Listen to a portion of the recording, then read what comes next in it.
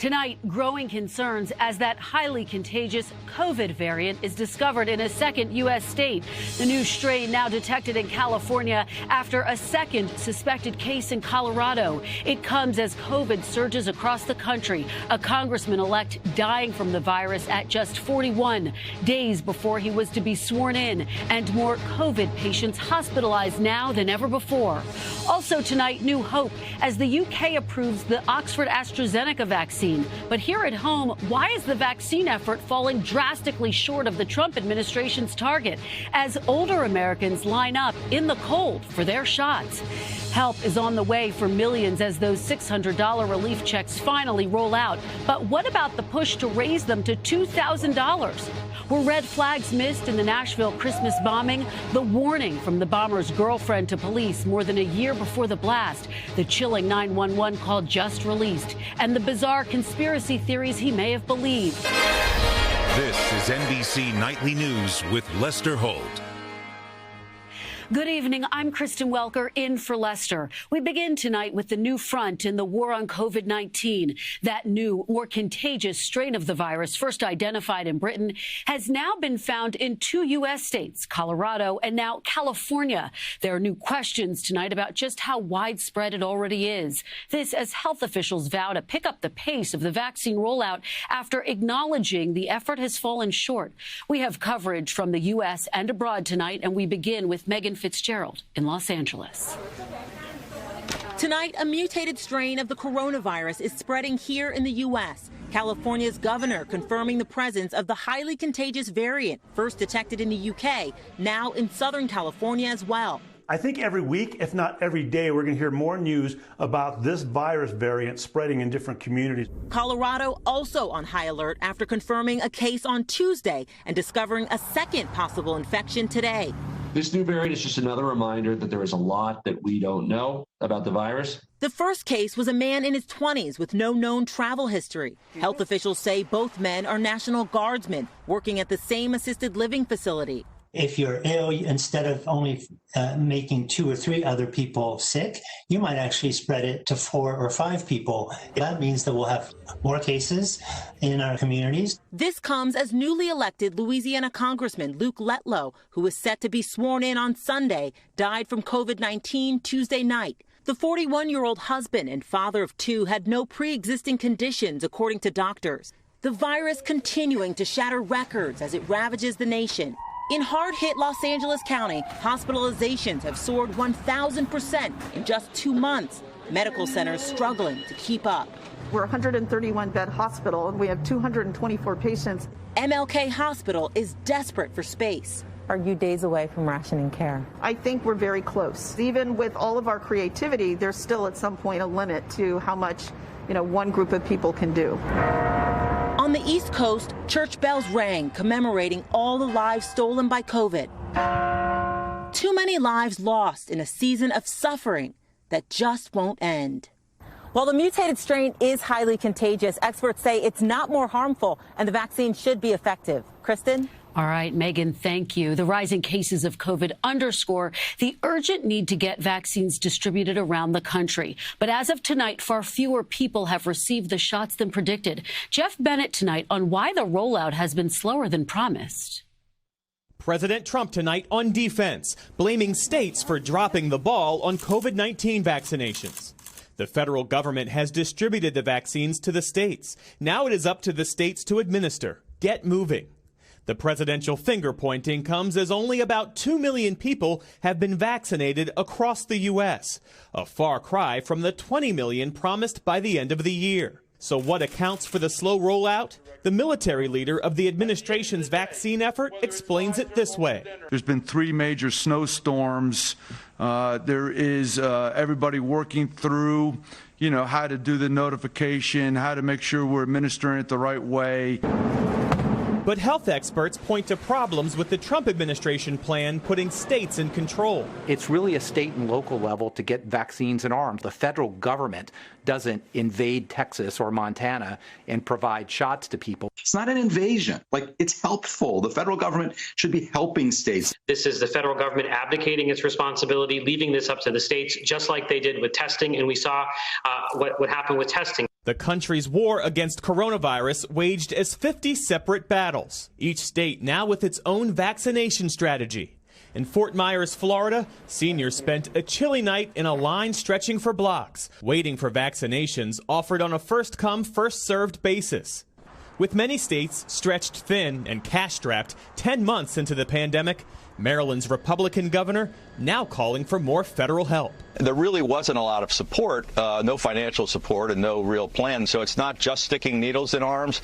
There's a lot of moving parts, and I think nobody is quite performing at the top capacity, and we've all got to work together to ramp it up. And tonight, Admiral Brett Giroir of the White House Coronavirus Task Force acknowledges the administration, in his words, needs to be doing a better job with the vaccine rollout. Kristen? Jeff Bennett live for us in Wilmington, Delaware. Jeff, thank you for that. Public health officials hope the approval of more vaccines will speed up the process. Britain today approved a third COVID-19 vaccine developed at Oxford, but U.S. officials said they likely won't approve it for months. Richard Engel has more now from London. As the UK today saw near record death tolls and ordered some schools to stay closed after the holiday because of a new, highly contagious viral strain here, a possible turning point. The Oxford AstraZeneca vaccine was approved today. Injections starting Monday. The Prime Minister pleased but cautious. The hope of the vaccine and testing alone are not going to be enough in the next few weeks and possibly longer, because the virus has been spreading very fast.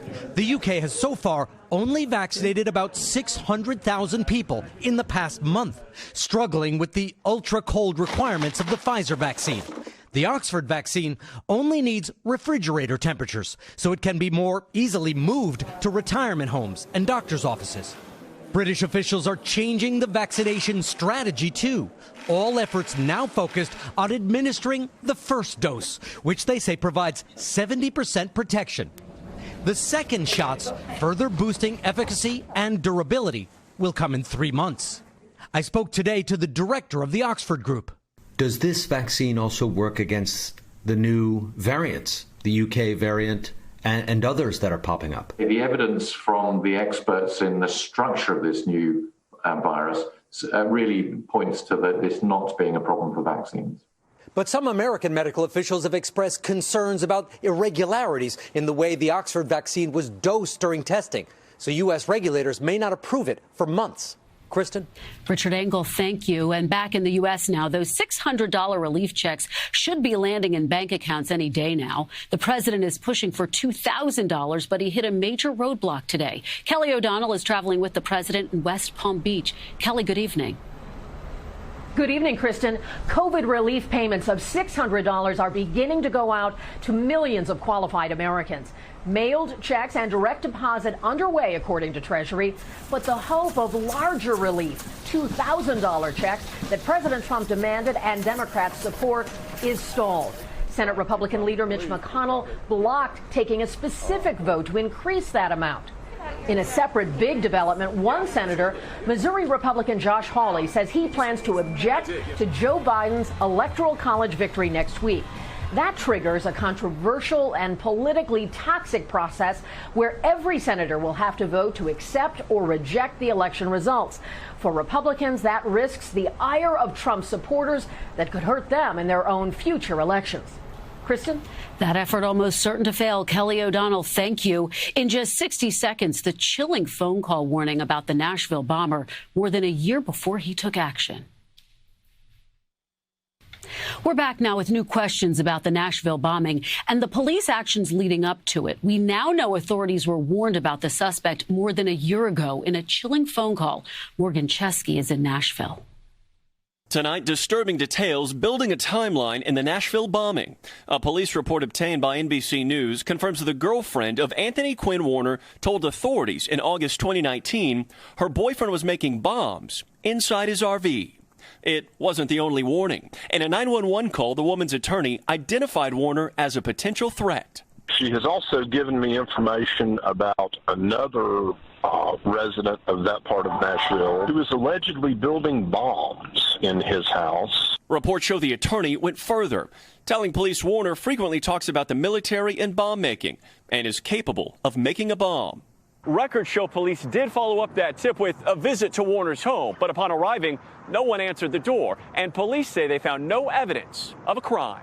Today, the chief stressed officers visited Warner's home repeatedly, but never made contact. They contacted the attorney. They wanted to get permission to be inside. They had no basis for a search warrant or subpoena. Police asked the FBI to check the records on Warner, but they didn't have any.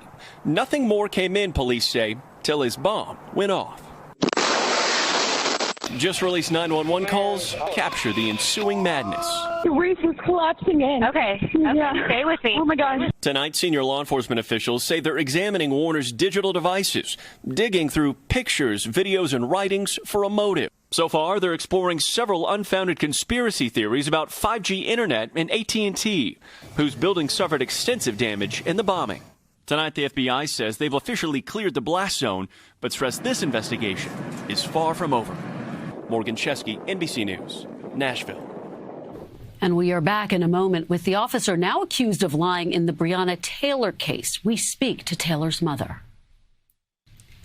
There are new developments tonight in the investigation into Breonna Taylor's death. 2 police officers are now set to be fired, one accused of lying about why they targeted Taylor's apartment. Gabe Gutierrez reports. 9 months after the shooting death of Breonna Taylor, SWAT one. The city's plan to fire 2 more Louisville police officers connected to the botched raid of her apartment is welcome news to her mother. It's been a long time coming. One of the officers is Detective Miles Cosgrove, who the FBI says fired the fatal shot. The other, Detective Joshua Janes, who obtained the controversial drug search warrant. In his pre-termination letter, the interim police chief writes that Janes had lied when he swore that a postal inspector told him that Taylor's ex-boyfriend had received packages at her address. According to the chief, Janes had never actually spoken to the postal inspector. He did not lie on the search warrant affidavit. He received information from another member of the Louisville Metro Police Department. Janes's attorney says there was other evidence linking Taylor's address to her ex-boyfriend's drug operation. He basically feels as if he's being made a scapegoat. Detective Cosgrove's attorney confirms his client also received a pre-termination letter, but wouldn't comment further. Only one other officer had previously been fired. Officer Brent Hankinson is facing 3 counts of wanton endangerment for firing shots into a neighboring apartment. Several grand jurors later blasted the Kentucky State Attorney General, saying they were not given the option to consider homicide charges. It is our belief that other officers should, in fact, be terminated as well. Police fired 32 times after Taylor's boyfriend fired a single shot with a licensed weapon. He says he feared an intruder was in the home. If you could say something to these 2 officers, what would it be? Why? Why was this such a rush process that Breonna had to lose her life? And was it worth it to you? Pre-termination hearings for the 2 officers are now scheduled in Louisville next week. Kristen? Case that continues to capture the nation. All right, Gabe Gutierrez, thank you. That is Nightly News. I'm Kristen Welker in for Lester. Thank you for watching. Have a safe and happy New Year, and good night. Hey, NBC News viewers, thanks for checking out our YouTube channel. Subscribe by clicking on that button down here and click on any of the videos over here to watch the latest interviews, show highlights, and digital exclusives. Thanks for watching.